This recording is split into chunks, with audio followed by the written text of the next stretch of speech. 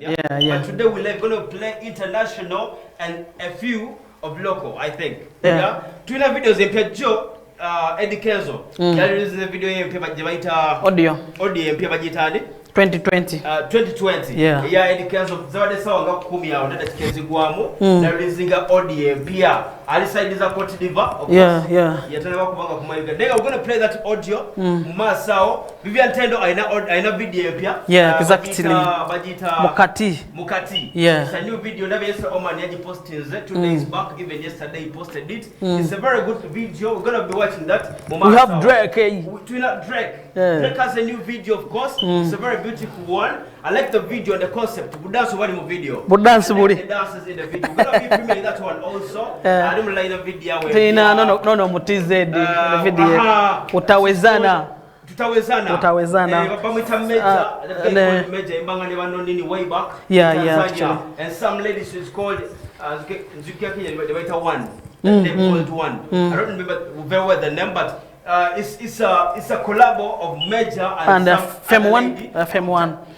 Yeah, that's exactly. Tanzanian artist, of course. So far those are hitting mutize. By the way, I like the sound. The audio production. It is very okay. By the way, it's very nice. Not so trending East Africa. Like I saw Kenyans and Nabatize ngabajerega bana Uganda, like they come and dance. That never do Uganda ngabika bubi.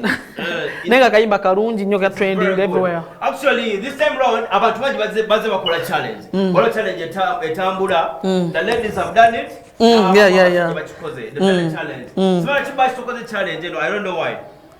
Siri muntu wa gundi nnyo sijagamba nti ndi wa maanyi naye kale sitera byagala ebyokwera bisa social media ndagala nnyo ebintu bya business YouTube Twitter bichi follow me I follow you back era ko bitebyo of course tukera batu balaga kuku abamu ko bayimbi abakoze challenge madala abakyala abaketa byemu abo spicy yakoze challenge akwina abenacho omwana wo wafedi yakoze challenge of course gonna be showing that one n'abakyala banantume bonna bakoze Karo yakoze sa ba Vivian Tendo I saw her oyo mwana wafe wa munda big up on you Omar Rafiki Eliakis Babuza ko nyomwe nabali ku studio big up on you Vivian Tendo big up on you. We're going to be premiering the video Mukati ya Vivian Tendo Masao. Katukomeondo za DJ Bass tukomeona si na challenge okugenda gutwa Masao. We coming back in a few. Grown MC Mutano Chabazinga is my name. One DJ Bass on the one. Abali ku Facebook tubalaba. Actually Facebook tutade ogenda ku Facebook ya DJ Bass. So far ndaba Lumia Flavia zagamba nze kwendi balinze musaigwa pista tu DJ Bass Premi Queen Emino Azawi tuzanya kayimba kazawi repeat it live. No live. I see Shamila Hamwiza zake by Chris Evans akayimba kamanya Karunji zake Gumisiza Junior, that's my OB agamba Premi Chama by Shiba Fase Jackson Mariswene Nabigonza and so many guys. Ruhinda Robert, I see you. Mariswene has a new song. Someone sent me the audio yesterday. It's a very good job. Bobby Wine inakayimba ne Bobby has a song. Bobby is having a song. Who else is having another song there? Yeah. Well, there are very many actually. Something there? Let's come back in a few. We'll do some music, DJ Bass. We come back in a few. Nenga bobo agala tuweleza ku message. You can go on Facebook. Jump ku Facebook ya DJ Bass. Oja kuvotu wa message ku Facebook. Oba osobe kuita ku number ya WhatsApp ya 0752 134979. Yeah? We shall be coming back in a few. Grown MC is my name. Music.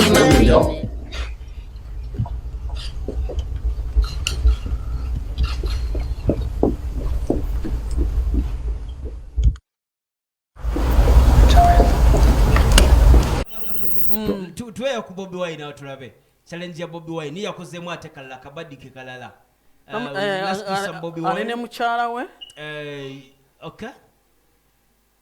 We'll do some Bobby Wine if it's ready. Okay, that is Bobby Wine, of course. Yakubyo yebikonde. Bobby, ghetto boy, ghetto kid, ghetto boy, abayitabaani. Bobby kyabadageza ko tulaga. What was behind this? Bash. What was behind Bobby's challenge? Bobby, but yagundi je yakuli style je yakuliramu. No wala benyimba ze nkadde Badman from Kamocha. That's his hobby. Kuba bikonde. He has been doing that for a while. Kuba bikonde gwe yagundi ye. But was that a challenge? I don't know.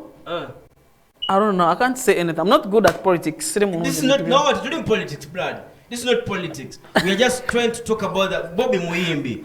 Bona Bayimbi actually. The president is an artist. Yes. Bobby Muyimbi. Yes. We are together kunyumya konsonga abakumbera bwe yabade. Bobby yakoze yabadageza kola challenge. But it's not a challenge, I think. Teyakoze mkulu che yakoze. It is a vice versa of it. What was behind it? It's bona bakole chintu chimu. They are doing physical exercise. Yeah. Kati gundi theme je twina work from home. Work out from home. Kati president and I'm saying president yakola push-ups, yeah? Go so kujoginga kubo. Yeah. Siteka ndo inokola. That's the only way you can do exercise. Taka ne Bobby ne yadakola chi yengeri ja practicing am exercising so that's what I think.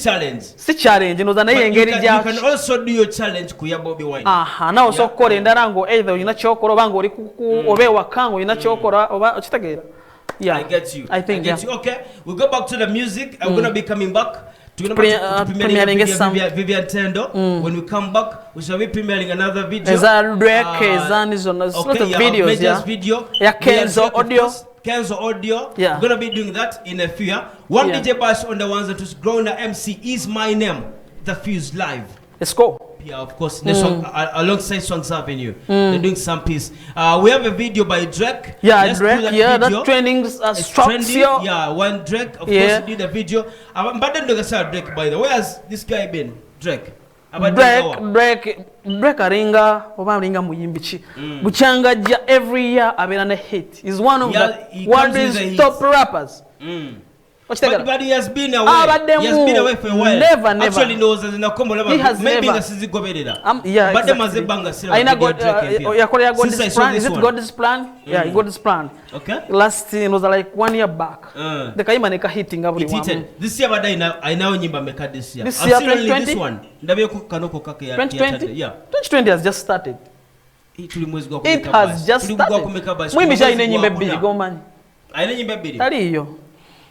Man, taliyo on DJ Bash maybe abana mu mwaka bakole nyimba satu maybe to Manya ngamba within jine miezi 3 inokola mo ruimba room tenda ina meka ani tenda ina room mukati mama ralasi wa yakola gunga tuyingira mu ya tukabalati kagudu mwako. But Drake is one of world's best rappers. That's what I know. Actually yomugwa producer basingo kuba bakabi in the world.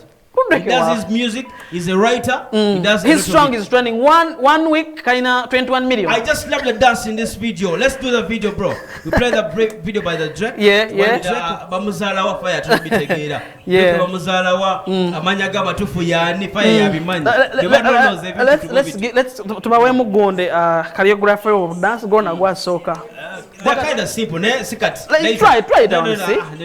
That's like close like one you dance then you dance like Michael Jackson. The dancers behind the song, man. They are nice. It's right now training everywhere. That's the dance. If we had clubs now, why did they be a club? They would have been doing this some vibe, yeah.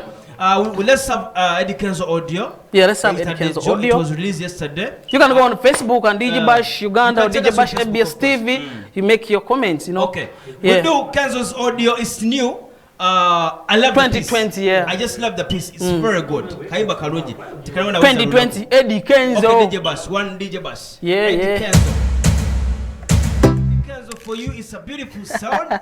Yeah, I love the sound. Chino chachandaze. Mtaka Eddie Kenzo. I know you want the killing my name Abadeba Wakana. Right now, Ali Ivory Coast, Ali Eka. Yakozori Manaru, email, Nimano Masteringa, Nimano Mudiza. Which means Kenzo, you have to Denaka Yimba. The song is good. But it's a very nice song. So inspiring, Eddie Kenzo. No, I'm telling you the truth. I love Eddie. One of my favorite artists in Uganda, Eddie Kenzo. And we are back, and that's why when I turn the kira.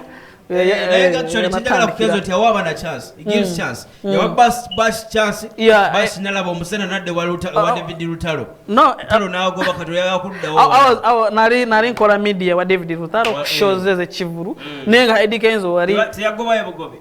The chivuru ebivuru byagwa. Okay. I was doing media whatever, you know Kati wamala oddawa. Oddawa ogenda zunga ngoddawa kati. The DJ w'abayimbi, the DJ w'abantu. Whoever willing to work with me, I'm ready to work with you. But tunonye batya bus by platform. We bayizo kufuna. Even this time you can book us, of course. Everywhere. DJ Bash UG, DJ Bash Uganda, ku Instagram, ku Twitter, ku Facebook, whatever, ku YouTube, DJ Bash Uganda, or DJ, or now whatever, DJ Bash UG, DJ Bash UG. DJ, yeah. Okay, it's fine. Let's do some music. Bash, tugenda what come on fire. Fire tubulire Drake yani yasibukawa yabimanya nonoza nnyo. Some music DJ Bash no ones and twos. Grona MC is my name. Mino. Bas, dina katono. Queen Mino. Wali wakaita Queen Mino pista 2. Queen Mino. Ke katia. Muri muchu mu kigambo. Kiri Queen Mino kwi. Ache chegambi. Magambi mwawule. Ngabi Queen Mino. Queen Mino. Abamuita Azawi ogewa. Queen Mino. Okay. Songs Avenue, of course. Repeat it. I repeat it. Tukubeka jamo ka major noyo muchala wa mwitani. Fem 1, Tanzanian. Yeah, it's a very beautiful sound. Right now. Tuwabagambi, the jam is good. I just love the beats. Everything is good. The video is good. Utawezana. Yeah? Utawezana challenge. By the way, katini nyo brown abadambuzani. Drake, yeah. Yeah, Drake. Ngado tulimbye. Sibalimba. Nefune simu yo bobo wakana. Nefune simu yo. Ndako kakana. Nefune simu yo ben promoter bye gamba byononyerezako. Drake alina emyaka 3 Okay. Yazalibwa mu Toronto, Canada. Is a Canadian rapper yomu. Basajja bayinda taina za bakyasinze okusasula sente nyingi. Ani abasasula. Entertainers okugeza. Ani abasasula. I invite you for a show. Sente zengu sasula. You very to kuvala ntogeza ati kati Bobby. For example mu Uganda. For example, million yo musto no kwangu ina million mwenda. Ngagenda kuyimba. For example. Ngagenda kuyimba ku mwenda. Sasa zatandikibwako Kamili. Wane Kampala wano. Kampala wano. Bobby Wine wane Kampala milioni 2-3. I am telling you. Wane Uganda saweno. They can't be Uganda. Uganda South na songo be record ya Kamili. Kamili. Basi ani. Ana songo be. Zingine bawo ansi yaddala. Kamili. Shiba. Wane Uganda singo kuwe be Bobby Wine. No. Bobby apangs milioni 2. Ulira. This is fact. No. Ati we are talking about music. Techiri kuwa waimba. Bobby wabanga wakuyimba. Wa milioni 2. Omwimbi addakao Shiba Karunzi. Because twaline Shiba eriwereyo kubiga parking wa Sunday events. Twaline Shiba yamutwalira ku milioni 6. Same after a week twalinawo Bebe Cool. Same venue. Bebe Cool yajira ku milioni 4. Ne Manya Shiba wabe okusinga Bebe Cool. Yeah? Lutala ali milioni ne yao milioni 3 Greater Kampala, togera ku Greater Kampala. Kenzo milioni 3 abo bali mu range yemu. But Shiba Karunzi ne Bobby Wine. Babe. Fire. Tewali agenda kuwa ka milioni 9 Kampala. Taliyo. Ngatunna vayo by the way. Omwingi na wano mu Kampala. Ojje konti gigs ndimisa kuyimba for aba. Netugamba events njotegese ekivulu njotegese Freedom City njotegese Freedom City Kamili. How much money does that sava? How much money is that sava Bobby Wine? Ngasho nto mwadde njotegese nolanga notimba kubaito kugula show oguze show. That one is a bit expensive. Chicha bei. But okutegeka omuyimbi tugambe nga si concert. tugambe nina kasho kange wali kulabamba kupagali ninawo kamili si milioni mwenda of course we are streaming Facebook live genda ku www.abs.ug totekako ABSTv just wandika www.abs.ug we are live ogenda kuba tulaba bulungi nyo kwetuli okay. Oli ku Drake?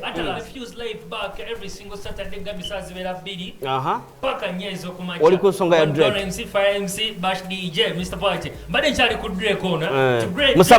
Musamarizing tuve wao. Yomu ku basajja by the on record yomu ku basajja bali badetinze ko Rihanna era one time yalwanako ne Chris Breeze omimbi wa Basha kyasinze balwanako naye engumi yavugira ddala utalwali wa manyi ali awangula ekikonde of course Chris Brown oli muyaye bali balwanira era gundi yamuyisa bunnyo naye yomu ku basajja ekyasembayo Colossier yakola donation ya donating a cent era wala bali balita God's plan yatulaga nga wa abantu addiza abantu kawangula Grammy atera ya donating ya uchola mu video eyo yayidiri nagaba sente ngabusanga nti brand promoter obadde otambula ebyoli yalota agula ka smartphone otambuze mini mujonga akuwa nti Annington bichiro kyakwata kamera kulwetaga sente mekeza kamera ngazikweraho kasha ola ka God's plan ka video yako yabikola yamani chaptegeza Grammy chechi Grammy Awards zenkoma Grammy ziba awards awenkoma wokoma atabash Grammy chechi Grammy ze awards za music ezichasizo kubanga za amani akoyongeddeko kaki agundi yonna ndowooza akoyongeddeko kaki oyongeddeko kaki ako akaki ya on record amazima Grammy Awards award buli muyimbi zandyegombye okubaamu nga wane Uganda saga tusobola kwerimba nakubuzabuza nsi kiyinza okuba ekizibu kiyinza otwala decades ofuna mu byagenda okwangula Grammy wane Uganda nti ne Chris Brown Chris Breeze yagamba kimu ku birooto bye byakuwangula Grammy era yawangulayo emu alina nominations 3 win emu okay ekiri awards ezo each and every day baleta categories empya you understand katuso okujja ku macha noleta category nga bali mu either mu East Africa nekyo kirwawo maybe nga kisobola okujja nekigwawo nga bwe kyali mu biiti ne baleeta awards empya kezo nawangula tuli mutusuubira oba kiyinza naye tekisoboka fire wakisuubira mu biiti wakisuubira mu biiti nekyajja nawangula so kisoboka okujja nekibaawo maybe somewhere kisoboka okusoboka nekibaawo they can put there some awards nga zifibaringa baduga baba wane Kanye West yagamba ezasemba eza last year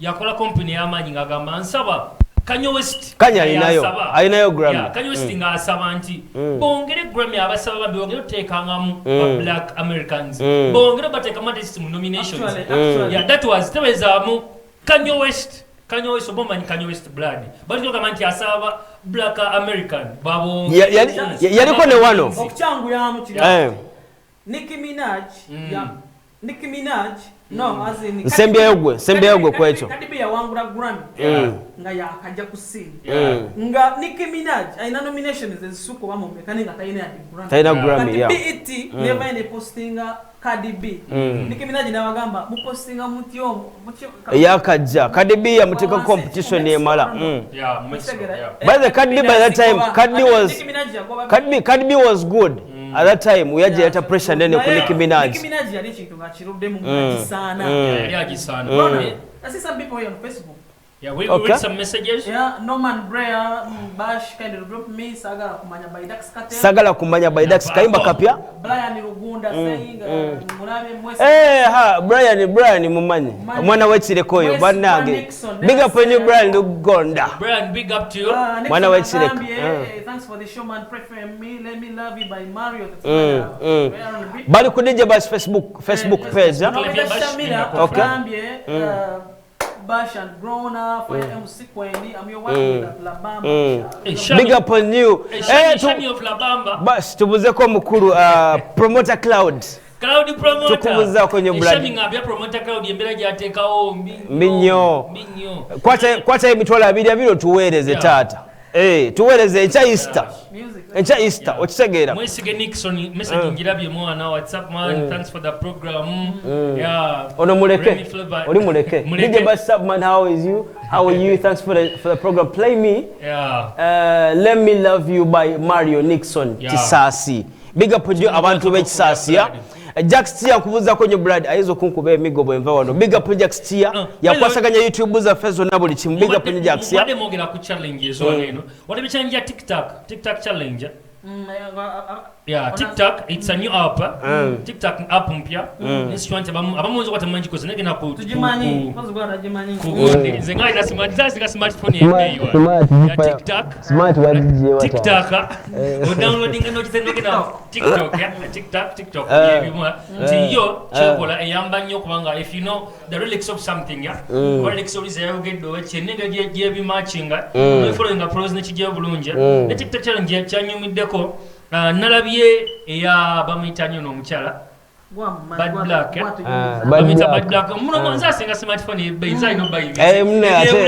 ate go ina jo Bad Black yakote account ya nyono ye bajjo alwanira omwana na full figure right tabarandira mwana someone claims into oli amwino saga na biolire bajjo takola ki takiriza ngemiseja abasajja abasinga by the singa kiremerako niba naye kinu nkigamba agamuru yaganda mmye tugende nkigamba so saburo kakola osobola kukola challenge okutwalira gundi eno twaliriza quarantine challenge nga yabwera ya TikTok no so kafuna ngabe twogera wano no recording nga TikTok matching a voice okay matching a voice nije byonna byokola nebi ushegera atega tanti omano kakola enonya match perfect match ya yoyo omuntu yakikola yanechega terenga je kikolamu so ekirala ground quarantine eno gwengo omwana wewa erije oberere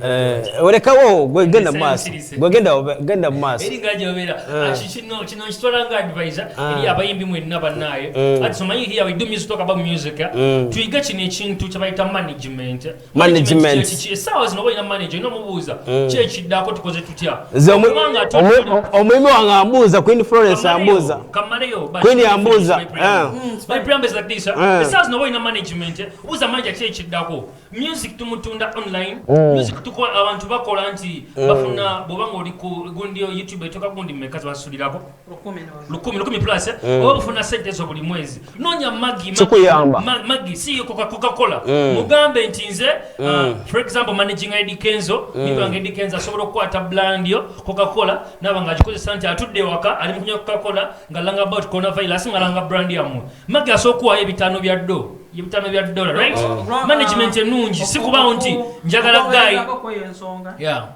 Ugandans kuli bafunyo ku YouTube echo ndako twatyogerako sagala tukiddemu bana Uganda bayimbi mukiyige awo sagala tubeerewo nnyo ya example Fezo yakola olimba lwatu yagale song is trending almost one of that zimu kuzikola kati naye olaba nti ku YouTube terunakuba wadde noza olinanga ngala 1M kati 1M naye abaana b'Masaka Kids bakola dance challenge yatu yagale netambula 10 million within over 3 weeks oba ki kyetwagaze tukimanyi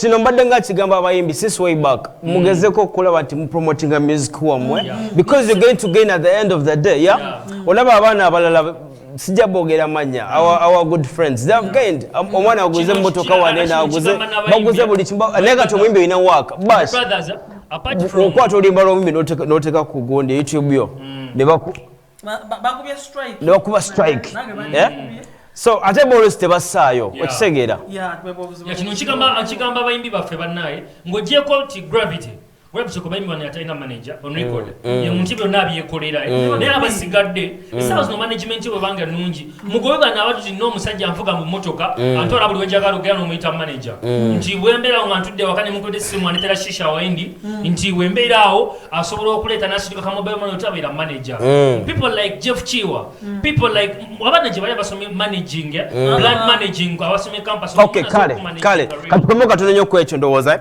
Queen Florence nkubuuzaako Faibe na solo mabuza kunyo baledi obamanyi baledi ndalabo yatukuba akaiba ka kwindi na solo I know balamu ne bayaba yoma ne balamu but that one is very okay Faibe obuzibu tubumanyi Queen yabunyumizo buzibu oyo mbumanyi balamu yabogeddeko balamu yabukozeko somewhere so they have a problem she has a problem Faibe kanjogera on air what wali one on one yanyumiza one on one on record one on one yagamba ati Faibe yanyumiza wali zana ndakunyumiza kwani kubebe call au tuveho katukomeo with some music one DJ Bash on ones and twos gonna MC it's my name Fire Dede DJ Bash music we coming back in a few Boboga music uririza simanyi wale Miriano tubonge badilisha okutandika dale mabega has been doing that achikozo okupe mabega which is very good my opinion is the song is good that is my opinion the song is good checho omanyi wachikolinnya nanyoya kali ya moto bade sinadde ulira yadde tochimanyi ngamba nga kwando siko moto wetu kaise onako Bale tukakola twalinde bishu naye isiro nali nchamukole yakudie n'ebisire ali bizu kamili yatwaje bali mujikole abatunkola moto nenga kana kayimba okozoja embeela kimanye kususse ko tidde byenkola nibe byegabye kamiteko wano biyimbe kyesinga okumanya fire yomuku obona bwe mbato obuzizo oba namuŋona wano banaye paka kumacha sawa 10 fire yaze namuŋona twalina kola ku TV eri bamwitani kasuku nule mulala bamwitani kasuku Jenkins wali nomulala omunene kanyamba gutwali naye wali kula bamba opposite yao omusajja azunga nankulabye yenna namala ekiro kiramba okisegere ne bamuwonyezaako ngutumiddeko ne Kaima Shafiki Kaima Brown akwagala nnyo mwagala nnyo omusajja yo Kaima big up ni bro Kaima Brown chesaba abalabi ba show ya ABS go on Facebook kumunonye DJ Bash eyo ya DJ Bash wakaberayo era kati Tony Ken kulaba koli na Hila Sadik I see you on Facebook now la bantu bamwe Wilson Lumia Flavia Palembaya Alafati okay yeah Palembaya yeah I like the guy twina bajita batia ya www.abs.ug that is website kwetuli ku website you can check us now kwetuli yana up is soon eja kubera okay ya badan musobola tulaba nenga tukebere ku website eyo www.abs.ug morning show techaisa obulango soko tumira baba bera bide sina gwengenda tumira batumira baba okujjako tandikirawo this is my show tandikirawo tuli mukusibula fire nedakikemu fire nedakikemu tuli mukusibula promoter brand yansubiza simu negira ku nfudu atalasi kyaliwo ngokufa eri kalika TV kali ngutumiddeko Atlastela oli malangayo Atlastela mami manyi oli mukulabe waka watubala wano tugende eri atalasi mami jaitirayo mami manyi koli mama wange yabirawo mama wange wereberere jabera mama wange mami ngutumiddeko I know you on neboli nabawe waka lindako alasa tuli bubida chika atwadde mnetu twino dachika twegede mu bbiri obusembayo bugambo becha Easter obusembayo bane cha Easter chemasaba nonya movie je bayita interview with God yatulake wakane familia yo saba chomo manye nembeela if you not infected ogenda bela affected right so we wana kubela infected seconds mbili affected chenchara ba message aba movie bagita interview with God tulako ne family sabanga obulijo it's Easter fire kati tukutadde basi obako obusemba cha Easter obako obusemba yeri bachali ba alotumireko bayira tumira ku bantu abo ABSTv mwena banange kikola kyama nadala bagala shows za face on nange just streaming mwabasinga shout out was ekirala all people stay home wash your hands makuti abanange ogenda kuwulira wa Easter basi dabamba tekyaliyo ogenda kulira wa Easter tekyalira bamba ogenda jirira wa waliwo abaana bategese in fact ndabye Spice Dane Muli mukutegeka bashi. Waliwo abaana bategese tugenda basi kuba tukuba live njakuba abali Dubai ku online. Online Okay. YouTube na njakuba tukuba live. So pate ogena jirira waka. Njakubeera waka nenga tukuba live. Njakulengera je tukikolamu. Azo lupano regular. Olumaliza no regular sawa 10 ngenda kubagenda ne brother Ron tugenda kuba tudda side ze bombao ne brother Medi. Brother Medi tukola naye one of course. Atenga pastor side zeyo. Ngenda kuja ne brother Medi abantu bebobo ngenda kubeera namweyo. Sipate tujja kubeera wake waffe ne Madison Case nga tunyumirwa byaffe nga abantu. I'm coming to Bombo today sawa nga 10. Brand promoter Arlington, big up on you. Atlas Teda.